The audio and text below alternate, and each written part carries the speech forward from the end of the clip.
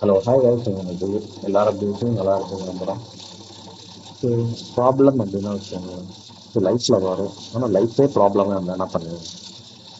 ஒன்றுமே பண்ண முடியும் இல்லையா? So same situation is my life.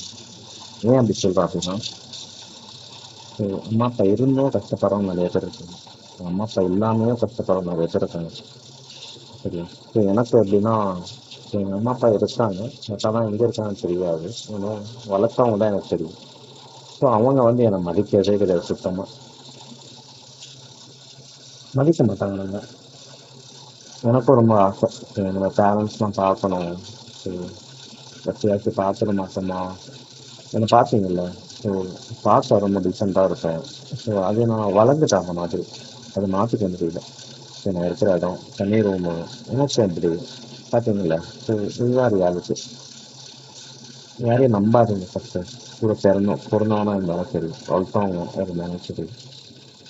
நான் இருந்த வீட்டில் இப்போ என் கூட இந்த பிரதர்ஸ் 10 வருஷமா நான் கூப்பிட்டேன்.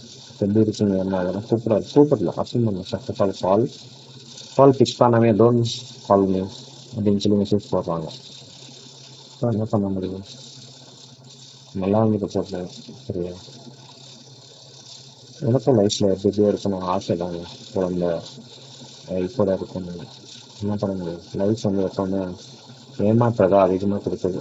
சரி, ஒன்றும் பண்ண முடியல. நிறைய பேர் நம்பி ஏமாந்து பாருங்க ஒரு பொண்ணோட கண்ணு போட்டு அதுலேயும் ஏமாந்துட்டேன். ஒரு பொண்ணு ஏமாற்றிட்டு இந்த தேட்டர் சொல்லுங்க சட்டம்லாம் எப்படி தெரியுமா?